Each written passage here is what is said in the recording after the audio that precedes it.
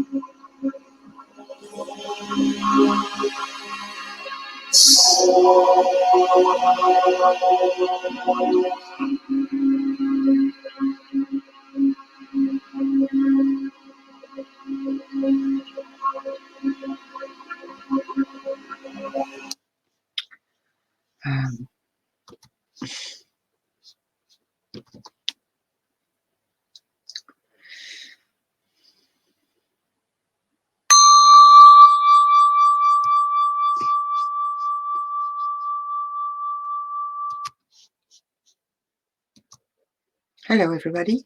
Today is August the 21st, 2022. This is a Desiderata meeting 118, I think. Correct me if I'm wrong. And we have no agenda. We're trying to keep these meetings going without you. It's difficult. Every time it starts, I think about him and his presence. So just before the meeting was being recorded, we started to talk about collapse appearing in the mainstream media, and maybe Bob was talking about that. Would you like to start on that?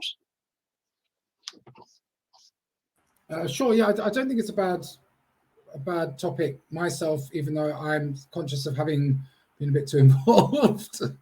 But yeah, the idea of High Court Fed, that the normies are all talking in the UK at least about how everything's going to shit all of a sudden, and there's this feeling of those of us who've been telling them for years now it's been going to shit, and they've been telling us to fuck off and get the old tinfoil hat.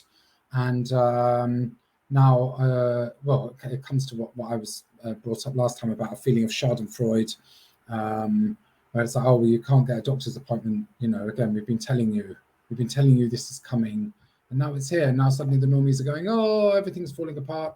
The mainstream media is warning about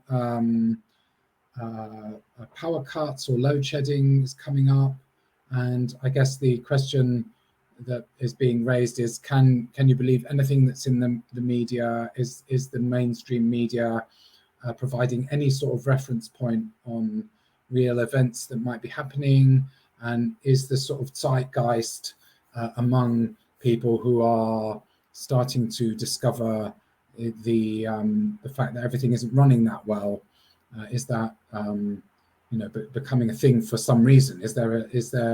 Are there forces consciously directing the general population to feel a bit more inclined towards believing that society is going to shit now, I guess? Yeah, okay, but there was a narrative that we discussed when the pandemic started, when we were starting our meetings, and we were saying that in December 19, or just before that, in 2019, the economical collapse was happening already, was starting already. Then the quarantines and the lockdowns came and all that, and when we emerged from that, the main media were there. That's it. It's because of COVID. You see, supply chains problems, etc., completely occulting the fact that we were already in an economical collapse well before that virus. The economic collapse has been going on. Now we're talking about but now we're talking about supply shortages and food shortages, gas, etc. With the cream on top is the Ukraine conflict and all that. But we're still on the same trajectory. It's accelerating. But what I'm questioning is why now? Why are those stupid mainstream normie media every day throwing at people the prices of food in the supermarkets, the shortage of gas, the fact that you won't be able to boil your kettle in the winter. I mean, why is it so much in the mainstream media? Oh, so we can tolerate authoritarianism being, Yeah, so they'll turn up the gas and yeah, start dragging away people in the that's the night. agenda. So And that's the the agenda. Yeah, but I Yeah, think these events are describing something real, i.e., the well, prices are yes. really going up. There is social unrest is round the corner, but what they're doing, I think, is sort of getting the sort of getting the sort of inherently fascistic general population to start sort of salivating already about this. There's a Yeah. lot of like nasty stuff going on about those immigrants coming over here, blah blah blah. And it's like, Hmm. well, if you've got to this point and you think that shit's bad because of those immigrants, then you're really barking up the wrong tree. And so yeah, I think that's all being stimulated so that when they start dragging a few sort of like, union lead, like in the UK, I don't know about other areas, but we've got a lot of striking, and the various sort of union leaders are getting very popular in the media and telling what a lot of people believe are some sort of home truths about what's going on. And maybe some of those people are going to suddenly get dragged off in the night. I mean, this is the Nazi Germany sort of dictatorship model, which I've always believed we live in a dictatorship. Anyway, it's just been kind of dictatorship where they're very polite and they only drag off Julian Assange or whatever, or they drag off some people that they label as terrorists. But now they're going to, this Mick Lynch guy who's become very famous in England all of a sudden, who's the head of the railway drivers or railway workers, and they've been striking, and the entire media is lined up against them.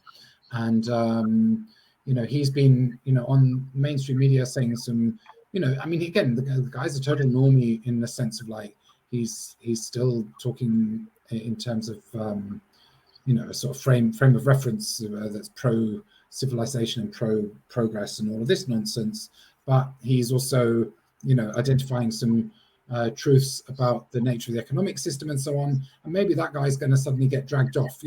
Somebody's going to accuse him of something or other, and he's going to get dragged off. And then the next guy will get dragged off, and you'll find that people start getting dragged off. And instead of the public going, oh, we object to this, then there'll be some people, but the general public will be, I'm guessing, starting to line up to view the public executions, because that's how it Well, goes. no, Nuremberg rallies are true. next, That's I true. think. Anyway. That's true. But that's what we discussed early enough in our conversations as the managed extinction, the Yeah. dangers of that. That's going to be the case. So you're saying that this propaganda, we could call it that way, that's going on because it's always propaganda in the main media anyway, is a tool of the managed extinction. So we have at length discussed that in the time of Hugh, and we have we have talked about strategies and where to be, what to do in facing this sort of scenario. And I I received from you, Bob, an article from the Guardian uh, talking about a Russian super yacht that's going to be auctioned in Gibraltar, I think, and I can't remember the price, because I'm very bad at big figures. I hardly know what's over €100, so it's billions anyway. And that boat, I told you as a joke, it should be a great thing if the Extinctionati bought it. Yeah, I And think we should do yeah, one of those, what's it, fundraising Kickstarter mm, thingy fundraising things and see if we can raise the billions to go and survive the flippening that on, reminded me of on a what you billionaire's had yacht. written in the manifesto at the end, where he talked about the lifeboat, the mentality of a lifeboat, with people with a mindset a bit like us, without not too much individualism, and open to mutual aid and ethics that are a bit different from the mainstream.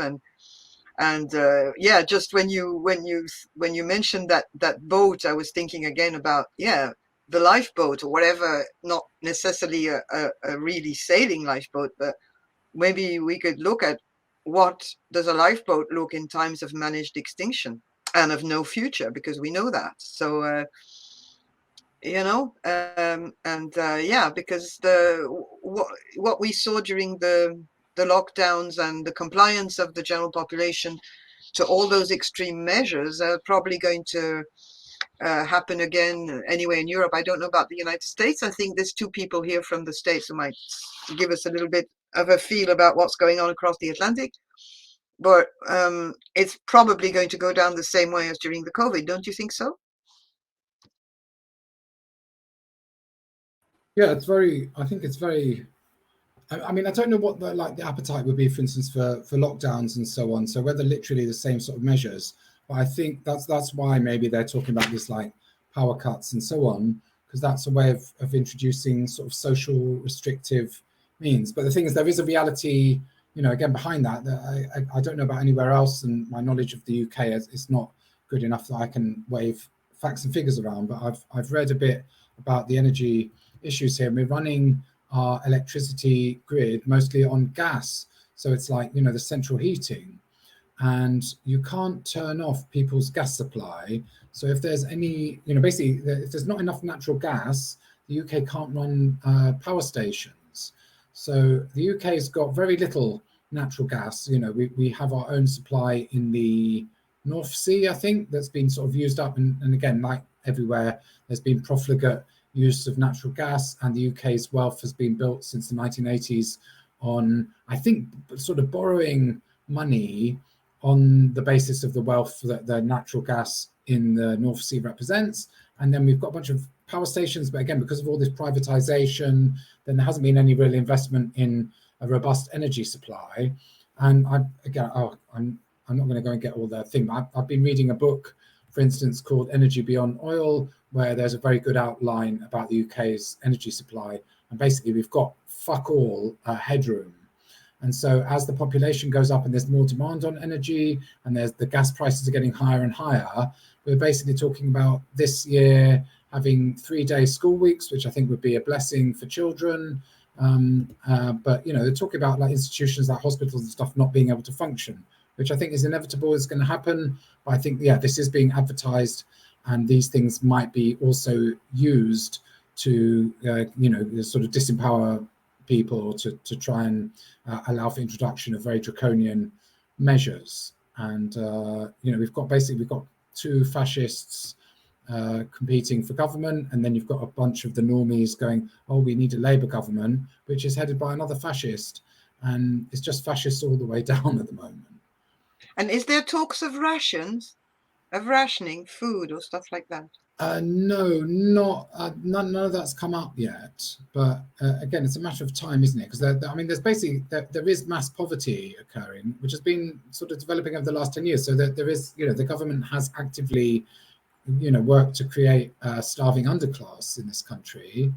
And again, all it seems to me is that they're doing the same shit that they've done very happily to everyone else in the world for the last 300-400 years, and the British public has been always very happy to defend that going on, because we're entitled, you can't even bring up the idea of the fact that we enjoy wealth, the fact that I enjoy, and I'm relatively non-wealthy in British terms. I don't have the kind of resources that even ordinary middle class people have. But at the same time, I'm phenomenally wealthy because I'm a member of the top 10% of the world's population money-wise, just by being a Londoner who earns sort of a shitty London amount of money, still makes you one of the richest people in the world. And I'm very conscious of the fact that everything that all the resources that I have been sort of stolen from everywhere else, because England has nothing. And England has no agriculture, England has no energy, England has no manufacturing now, England has nothing except for a massive money laundering operation in the city of London, and some gas fields that are running out. So England has nothing. And when you talk to English people and say, oh, English people, we've just stolen everything from the rest of the world, and blah, blah, blah. And now they don't want to hear that. and now the ruling class, or whatever you want to call them, the rich bastards, are just directing the same behavior towards the population of the country. That's basically English people have enjoyed the sort of crumbs of the British Empire up until now, and now the British people are going to be suffering in the same way that Indians, Bangladeshis, and various people in African countries and so on have suffered in order for these same assholes to be wealthy and destroy the world, I suppose. Sounds like a bit of a sort of dusty old narrative, really, but No, but it's the fact, it's true. Yeah.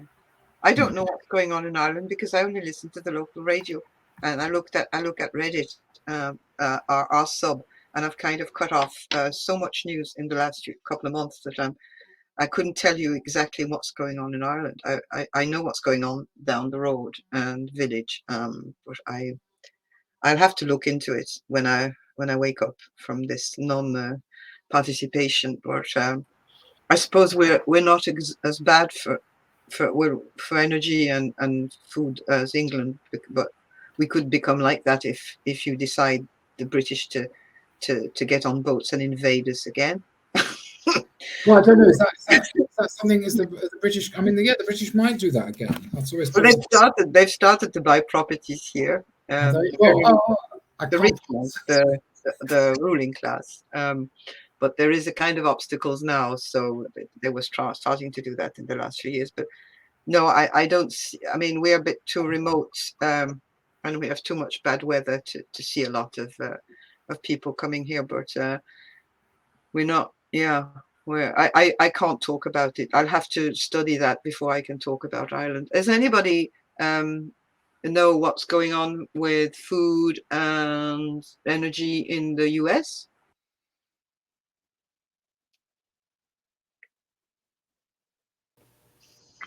Well, I'm happy to speak to that kind of thing. Dearly love these subjects. I'm not sure who else on the line here is from the US, but I could vaguely approach that subject. Yes, well, yeah, thanks for the space too. And I just must say, I spent a lot of time working in media and around media, but also working in politics and around politics. And I'm really curious, because I'm fairly new to the group, to how folks think, or what folks think exactly the managed extinction will be. Because I want to kind of lay out a picture as I see it and how it's going on. So, Bob, you were mentioning, what does England have? I think one of the most important dynamics that England has is Air Force bases for the US. Looking at it from this side of the pond, it seems to me that, the main value, the thing that Britain can provide without energy, without food, without manufacturing, which is the case now, of course, is the fact that it's a foothold for Western power structure. But there's a big problem therein as well. Your fucking health companies as well. Yeah. Well, we have inherited the role of colonizer here. The problem, though, of course, is that the United States is retrenching also. I was reading a great article last week about exports of liquefied natural gas over to the UK and to Europe, and how, American energy tycoons are making a killing on that, which makes sense because Europe is in the middle of a proxy war between, Russia and the US. But the problem, of course, because all the energy comes from outside of Europe in this case, generally. But the problem is the United States is retrenching and going to become very internally focused. Chris Hedges has this great quote that as the empires collapse, the dogs of war that they've been that the US, for example, has been projecting into Afghanistan and places elsewhere, they come home. They come home to roost and do their damage there.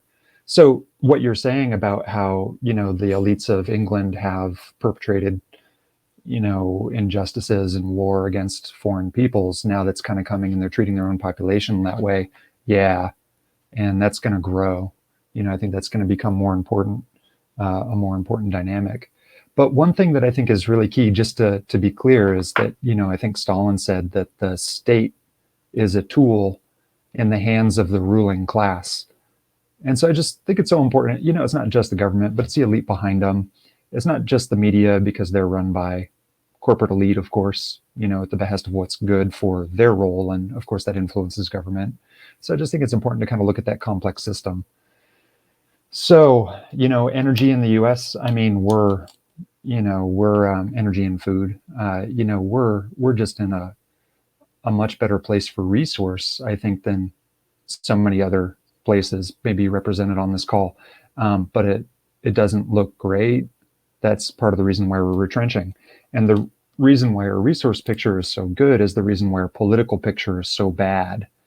You know, we're on a track to kind of create a walled island fortress of fascism, similar to what the UK had done. And, you know, that looks pretty ugly. It certainly looks like a, you know, North America fiefdom might develop out of this. You know, maybe there's alternatives, but it seems like that's the way it's going. But the, you know, the interesting thing is, I think that there will be attempts at manage extinction, kind of like Children of Men style. If people have seen the movie, you know, of a retrenching into kind of localized fascism. But given that the power base of the state corporate conglomerate there is receding, it's going to be messy.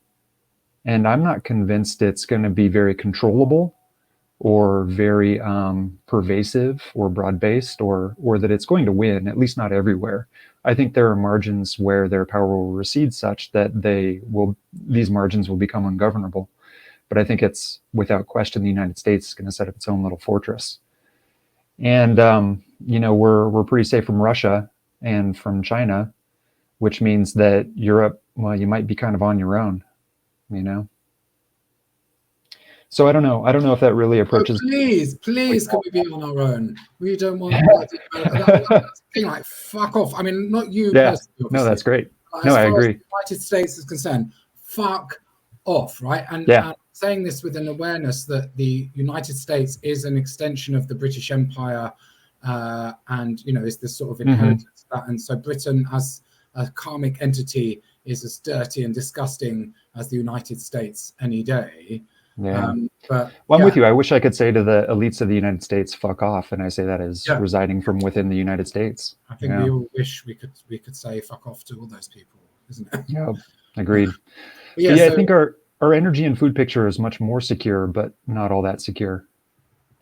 Yeah, I sort of wonder, because I mean, you've in America you do actually have some energy resources, obviously, but as you extract them, it's causing more and more destruction, I guess, to your own environment as well as everybody else's. And you grow it's a mess. Foods with your GMOs and all that shit, isn't it?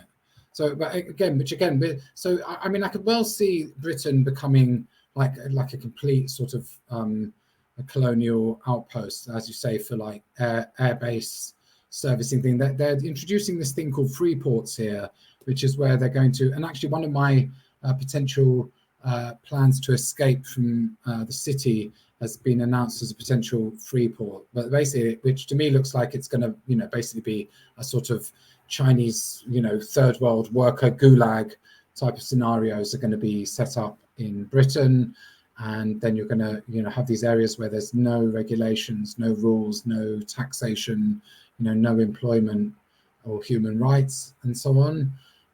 Which again, you know, they kind of deserve it in a way. But and you know, the Americans will kind of turn this place into sort of China, whatever, Bangladesh type of sweatshop thingy. Yeah, you know, I think that's really fascinating and not surprising at all. I think there's been a ton of experimentation in this kind of like capitalist colony worker town kind of space. I found looking at what's been happening for the past 2 decades in the United Arab Emirates, in Kuwait, in Saudi Arabia, even. Like Saudi Arabia, my understanding is that over 60% of the population is undocumented workers who are basically there on visas to work the oil fields. And if you think about the climate refugees that'll be coming out of everywhere, there's going to be, you know, industrial kind of prison colonies set up all over the place to take advantage of those vulnerable workers. So that's a trend to watch out for.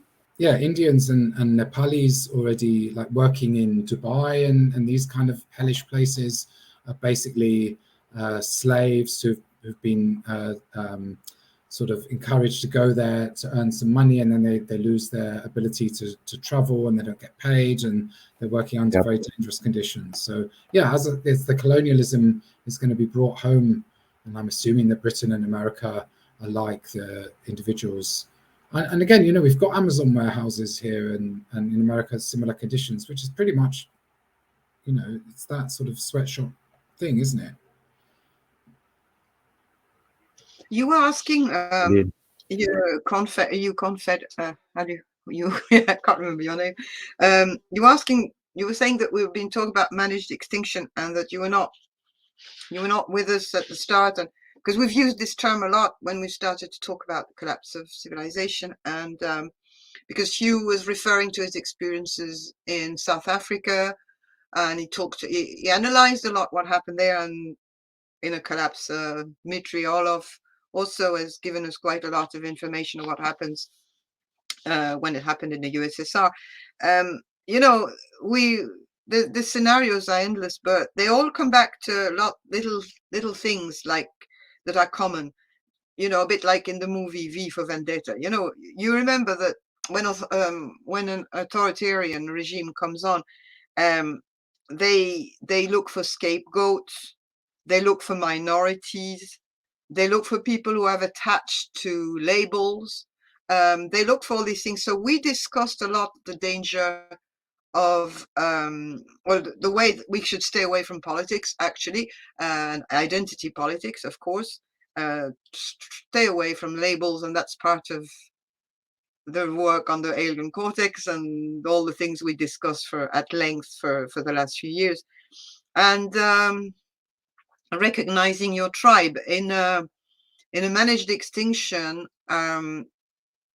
resistance can work, but it has to be underground. And we've been more talking about strategies than the managed extinction itself, because it's impossible to predict what form it will take. We can only get inspired by movies and the past. Nobody was expecting what happened when the pandemic hit. Nobody was expecting this sort of thing with the lockdowns and the masks and the vaccine, all that. So I don't think it's interesting to write too many scenarios and imagine too many things. It's more, how do we prepare for the managed extinction, because that's already happening, as Bob was saying. Like, it's obvious in the UK, and what you're saying about the States, you will see it probably even if you become very insular, and it's going to be like that too. You don't want at the moment to go advertising that you are, I don't know, gay, Black Lives Matter, feminist. I don't know, all these labels that people at the moment are crazy about, like, in the woke culture.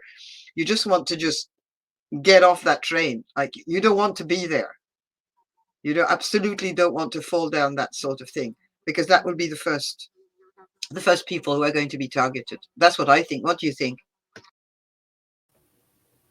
Yeah, personally, I tend to agree with all of that, and I think that there are some complexities that I think are interesting maybe to discuss around the edges of it. But yeah, the way I tend to visualize it is there's always an enemy on the field, and they, operate by staying invisible. And that's through the illusions created via the media and the elite and like the, state operation. It's mostly just kind of illusory. But they're out there throwing rocks at the public and trying to destabilize them. Like you said, there's scapegoating going on.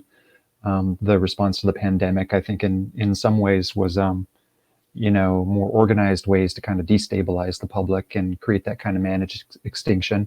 Yeah, so these currents are going to be strong, and they're going to be surprising, and they're going to kind of come out of nowhere because there's a team behind the scenes trying to figure out how to screw with public cohesion. And, I think identifying with the causes, like from the base of alien cortex and ego and understanding what's truly going on, I fully agree with you in every way. And, I think there's a ton of value in this content. I think there's some, when I think about the mess that has begun and will increase over time as, kind of bad guys try to wreck things for their own benefit and people try to figure that out and climb on top of it. It's going to be really interesting and complicated. Identifying with these causes, yeah, I just don't think it's very real. It's not always very helpful, you know? But, so there's an interesting dynamic that will emerge. So if my value is in self-preservation, yeah, I totally agree with the points that you made. I think identifying yourself in these ways, there are people out there taking notes right now. And, that's of grave concern for 5 years down the road or whatever. It's not ideal. I think, if we all go join a commune, I think there are folks looking at, yeah, there are folks looking at the geography of that and their dominion. And I think that's, you can't duck under, as Hugh says in the first intro videos, of course, too. What's kind of interesting, I don't know where this is true anywhere else, but in the U.S., there are opposing movements developing, and I think these have great peril, and they're also really interesting. So the institutional movement, is obviously a big thing, has been there for a long time. I'm in an area, though, where there's big movements of secessionists or reconfiguring current state lines, mostly to align those states, those lower level state, substates, into fascist totalitarianism, totalitarian Christian states. But there's also backlash against that. There are people like people who carry the banners of BLM and such who are, trying to counter that and do the same but opposite. And in that is a massive risk of fascism as well. So it's not like that's any kind of honest or virtuous force. But these dynamics are really interesting. It'd be interesting to see as they shape up, as they come to a head, what kind of margins and edges are available to people like us who are a little more pragmatic, and to, as these movements clash against each other, you just don't want to get caught between the rock and the hard place there.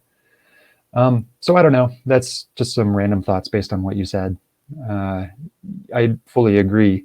I think they are consequential. I think that there's, for preservation, I think you're totally right. I think that there's also some interesting oppositional forces that, we might find ourselves in the midst of regardless. But I don't know. Should be interesting to see how it shakes out. So I hope that addresses what you're asking. Yeah. I think at one stage we're going to have to be even more careful of what we're saying and what we're doing online. I know the facts already from that, because they're recording everything, so they're going to. I mean, the thing is, it's a question of like whether the volume of stuff, maybe you'll be slightly safer, but we're all going to be on a list. The moment it's diluted, and it's diluted, and we are not behind any banner, and we're not, so we're kind of fluid at the moment. But what I mean is that we have to stay that way, and certainly not start to join any movement of any kind. Yeah, I think the interesting thing there is that, we're this group, this line of thought, like this segment of the populace that feels anything like we do is so tiny as to be insignificant. And it's not worth coming after, No. which is great. But like you're saying, if we start to organize under a banner, it's those banners that will be attacked. Well, Hugh used to say, and he writes it in the manifesto, that any tribe, lifeboat, whatever you call it, of Extinction, you should probably not go beyond the Dunbar number, which is 120 or 150, because it's not workable over that. If we well, with our way of thinking and our logic, we know that it's not workable, because we're not able to.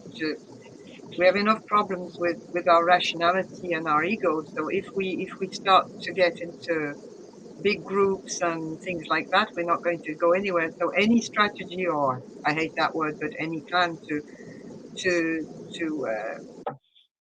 to survive, or at least to live, means that it has to be small, and it has to be homegrown, tribal, diversified, and certainly not under a banner. Yeah. I mean, it's kind of, I've been reading, the problem with me, I don't remember any of the sort of all the details of this shit is a problem. I'd be a terrible scholar because I collect some information and I get a general idea of something and I don't keep all the facts and figures on where I read about it. But there's this book out by David Graeber and David Wengrow, and then there's been a lot of commentary about the book.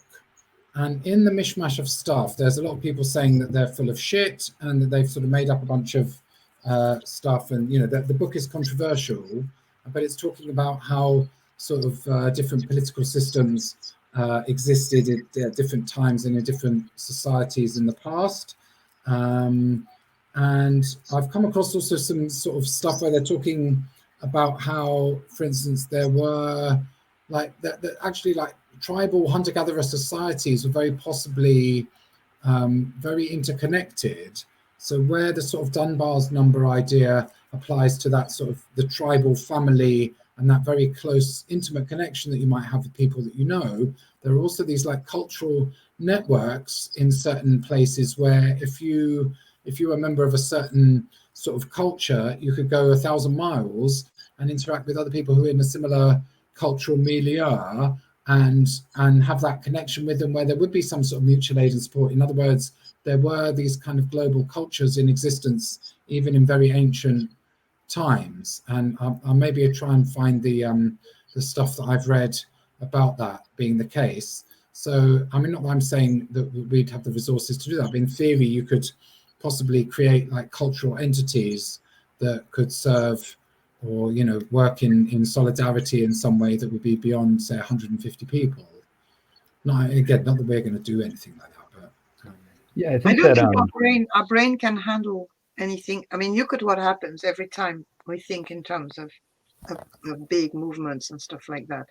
I think if we want to be in harmony with our different parts of our brain, whatever they are, we need to come down to very basic things, and it works under that number. It doesn't work on above. Even in ancient times, that number was already used in Greece. I mean, there is it's number. It's just a number. It can be, you know, it can be discussed, but I don't. Also, I remember a thing that Thorstein said at a meeting a few weeks ago. He said, anyway, when things go down, we won't know what's going on far away because we probably will have difficulties accessing information, and, you know, we'll have difficulties getting maybe on the internet or radio. So, you know, we'll probably know what's happening a few miles or within walking distance of where we are.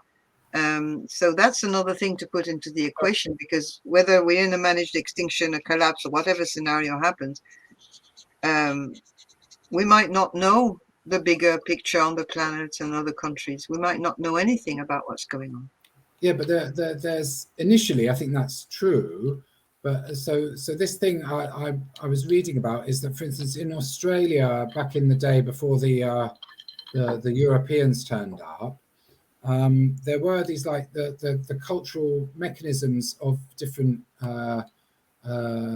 societies or whatever were vast enough that somebody could like walk from one end of the continent to the other and encounter people who had similar cultural whatever they are, cultural models or cultural tendencies or whatever it is. So people had parallel cultures who would then be familiar enough to that person that person could go and interact with them and share whatever, you know, there was some sort of bond that existed.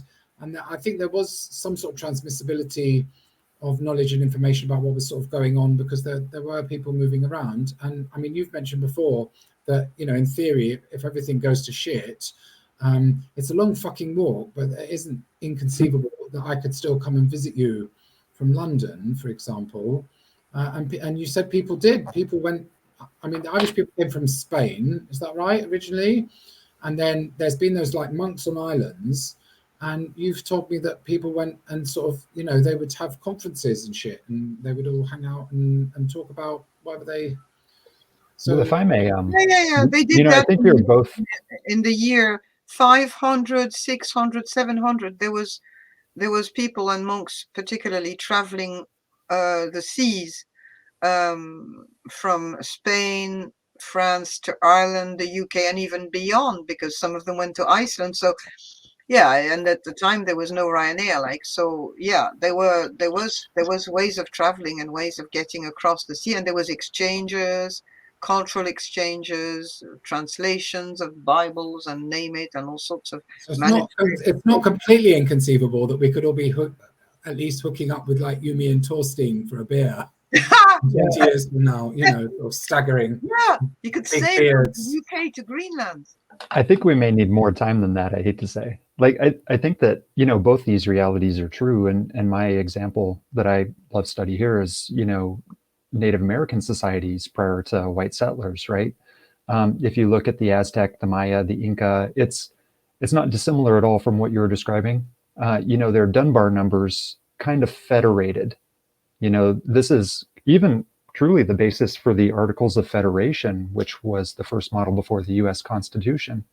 It's a sense that the Native American, resistance to white settlers in North America, they couldn't do it with their Dunbar numberish tribes.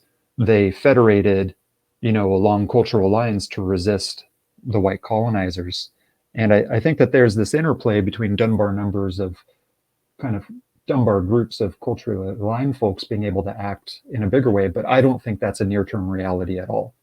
And there's a reason for this, is that emerged from a power basis that was level, that it emerged from the background.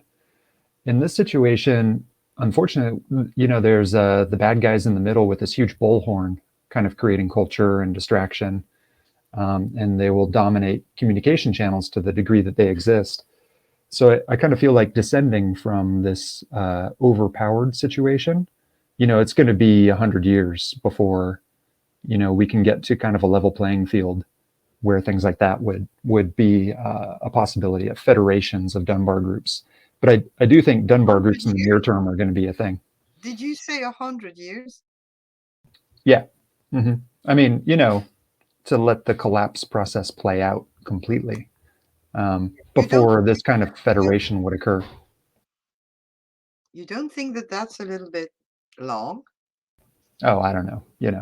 I'm conservative by nature, conservative in my estimates. So, I mean, we could take bets. I mean, do we have that time? That's what I was more asking. I don't know. I'm Oh no, and what I'm saying is that this dynamic playing out will preclude any sort of federation, because it will be a long, ongoing catastrophe starting since yesterday, Oh yeah, since yes. before. And it will be at least 100 years before any kind of remote Dunbar groups can create the kind of shared culture that allow for intercultural exchange. But that will have that's supposed to happen spontaneously, you see. I think we must not start to look at things like, okay, we're going to organize groups with a Dunbar number, and we're going to Oh, no, this is not this is I don't see that happening. What yeah, I I don't think we're talking I about think different things.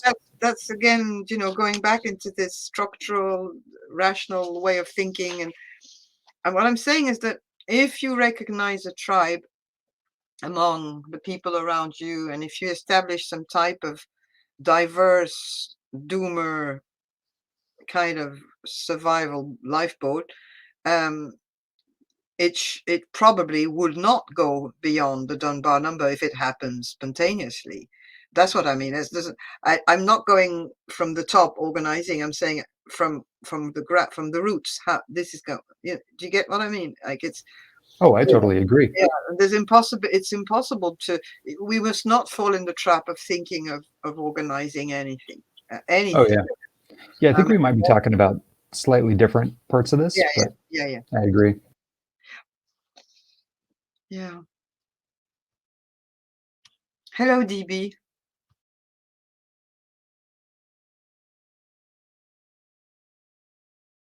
we're talking about we're talking about collapse, managed extinction. We're talking about sorts of things, and we were feeling a bit what the situation is in the US, because Bob did quite an expose on what was going on in the UK at the moment, and the rise of fascism and authority that will come with the first signs of collapse. And it looks like what you're saying from the States is that it's such a big country, and it's federal, and there's going to be so many.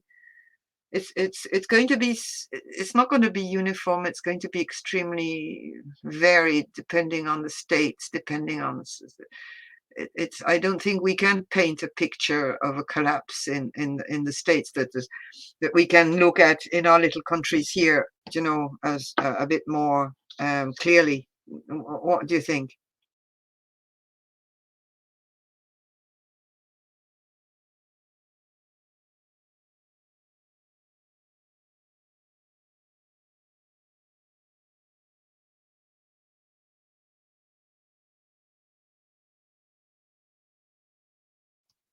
Okay. All right. Um, do you want to go to another subject, or shall we stay on this? Oh yeah, can't talk because there's people in the house. Yeah, sorry, I'm bouncing back and forth, but it's funny. Children and Men came up just earlier. I think it's a pretty good model, I hate to say.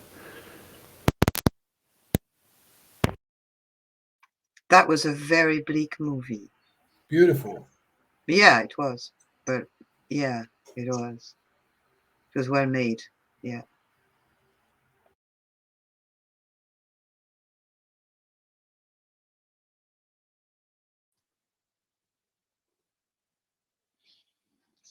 As long as it doesn't become like The Road instead. Well, that's the next step, isn't it? Mm. It already feels like Children of Men here. I think there's, that's the vibe. Yeah, imagine. I'm really curious about how Britons and Europeans kind of feel about the refugee situation. I mean, here in the States, we hear so much in the news, but thinking about Children of Men and just refugee dynamics, I think that's going to be more and more a thing to grapple with. So I'm curious if anybody in Europe or UK has insights on the refugee situation. And Yeah. But that's what Hugh was giving as an example of managed extinction, what the refugees saw, because he was witness to the establishment of the Turkish alliance with Europe to get the Syrian refugees into camps. And they're being paid, I can't remember how much a week to maintain all those Syrians in concentration camps on the Turkish territory. And he was referring to the fact that they will be the first ones to go when the shit hits the fan and Turkey cannot feed its own people, and that the first ones are, like he was saying, the first ones that will die in the States will probably be the people in prison, and everywhere people who will be in any type of state control facility will be the first victims of rationing food and lack of energy and the whole health issues. So yeah, again, I don't think creating or finding a tribe and just going along has to be done with the view of an outcome. I think it's just something that will come spontaneously to us, and we'll just share the fire and sit around it and do what we can. I don't believe in any. I'm rather a no future person, so I'm just saying it's how you live it more than what it's going to be. That's not very important to me. It's how it's going to happen and in what spirit it's going to happen. And wow, there's no time to waste to work on your spiritual and your mental, psychological well-being and development, and there's no time to waste. I think that's the key part, because whatever scenario is going to happen with what we've been talking about with fascism and all that, it's, the climate situation and the earth catastrophes are much worse, I think, and they're going to be like, we're not going to talk about the flipping, but because I'm not an expert on that and I wouldn't know what to say, but there's going to be much more to know, and I can't more emphasize that we need there's no time to waste to get our mind in order, to get our ego out the door, and to stop this individualism at all cost. Yeah. I just wanted to say I love what you're saying, and I had spent so much time working on environmental issues over the past 2 decades that I kind of neglected my own personal development. So these last couple of years have been fantastic in that regard, and I'm just beginning on the journey of banishing the AC, or at least reconciling with it, and like dealing with ego and such. But one thing I've noticed is that as I work on that, which is an end of its own, collecting a group of people, a tribe, is much easier, much better, and much stronger. So I think that these things go hand in hand, although you don't do one for the purpose of the other. But I think that they are synergistic, which has been great to see. I think this is why I've been reflecting about these meetings, because when we started, it was to produce an alternate reality game, an ARC, and we were doing production meetings. And then we shifted because the position of faulty, we call them, well, XR, etc., was such that we didn't think that we would be able to apply it there. And then the flipping, but we were still centered around somebody who was a real teacher, master, guru, whatever you call him, who was really at the center of those meetings. And when he passed, we got together, of course, because we were grieving, and we needed to get together to talk about all these things, and to in the first few months, like March, April, May, we were just getting over the shock of Hugh's passing, and we talked about what we talk about now, but we were kind of a bit lost. And I think it's true that we were a bit like students who lost their professor, or more even, because for some people it was definitely a spiritual teacher in a way, even though he didn't like that sort of name, but he was putting us on a nice track. And I think I met him at the right time in my life personally too, for that. But now I've been thinking the last few months that we have reduced the meetings, and I was thinking, well, is it good to continue to meet like that? And what are we doing? Because I'm more or less comparing to what it used to be, and that's wrong.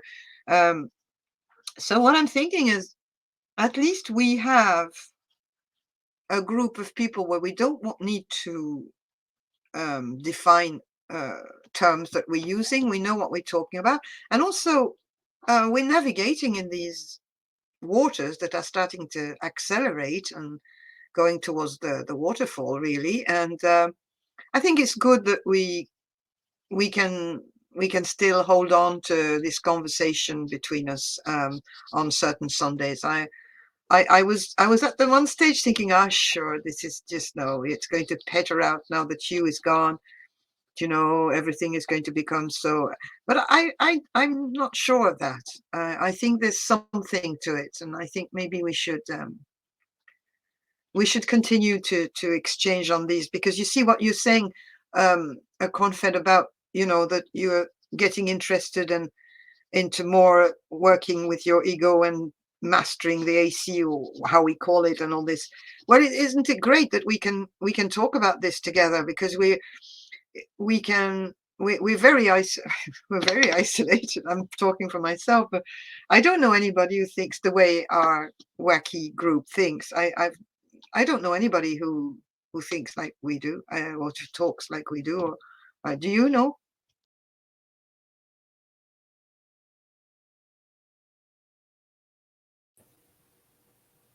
Well, I guess I would just say I agree with you. You know, I only recently found this group, but it would make me a bit sad for it to dissolve, because, you know, looking outward at the world and looking inward at ourselves, I haven't found a group that, you know, sees the world and understands it, and sees the mind and understands it, um, in such a similar way. It's pretty impressive.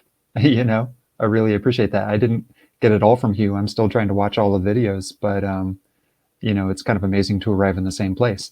I do have some other folks that are kind of in other circles that are kind of partly there. Like, I work with some folks that are very into food production and permaculture, and man, they are freaking out. They're just, their minds are not in the same place. And then I also work with some other people who are much better kind of with their own equanimity and their own personal internal look, but don't understand our energy and food situation, or even how politics truly works. So it's really nice to see this combination and overlap. You know, I'm really happy to have stumbled into this context.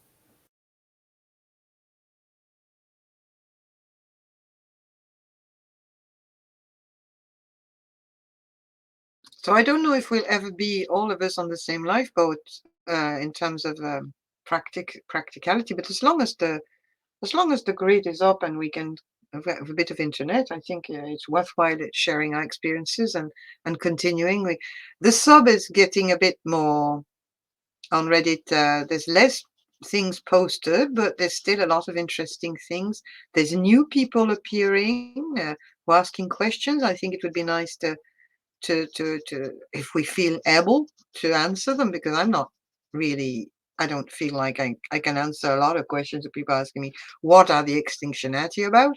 Because I don't even know, and I don't even want to be under the label Extinctionati. It's just a handy way of putting things together, you know. So yeah, I will continue. I've got to excuse me. My dog is wanting me. Excuse me.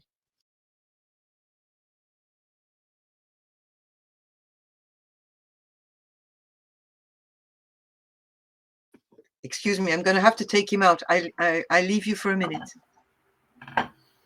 Yeah, I'm up for continuing in some way. There does seem to be a sort of a common vibe of some set of views that's a little bit different from other groups, I guess. It's not your typical doomers. Maybe it is that combination of a sort of I think there's a lot of there's that contingent of people who are all into the solar panels, so people who know about environmental issues and their ecological collapse, but they think, oh, there's going to be solar panels and windmills, and those people are almost as frustrating to interact with as sort of non-doomers. I mean, in a way, denialists are less annoying, actually. So yeah, there's that kind of combination of like a sort of not exactly anti-civilization, but just knowing that civilization's kind of run out of steam. Pun slightly intended. And then that, yeah, and the sort of, yeah, the kind of there's nothing we can fucking do about it element as well, because usually you get this sense of like, oh my god, everything's falling apart and we've destroyed everything and we're killing everything and everyone. Oh, something must be done. And I do think there is that general sense of like there's nothing you can do, and maybe sort of recognition that the humans' attempts to do something about something just makes things worse by and large. I think there's and there's a sort of understanding of that, and yeah, just not that sort of ability not to be attached to modern life, at least from a mental point of view, because a lot of us are modern city-dwelling folk, and I don't know how to live outside of the city thing, and I've sort of like mentally detached myself, or not a deliberate thing, but I've become or developed a certain level of enemy towards the city and modern civilization, even as I'm fiddling around with technological gadgets, and I sort of do a lot of stuff in the technological world, but at the same time, the prospect of it falling apart is something that I think is inevitable and needs to happen sooner than later. And I'll just have to personally deal with that as it happens. And that's, I guess, where this sort of idea of a sort of spiritual, quote unquote, pursuit. Again, that sounds very incoherent as I hear myself. So, but yeah, I think we can, there is some sort of common ground here. I don't know, Cornfed, you're sort of new to the game. So do you perceive what the common ground is in these talks? You know, after, I mean, if you're listening to Hugh's stuff, obviously none of us have the, or anywhere near the ability to sort of ramble on the way that he did with so much detail and insight.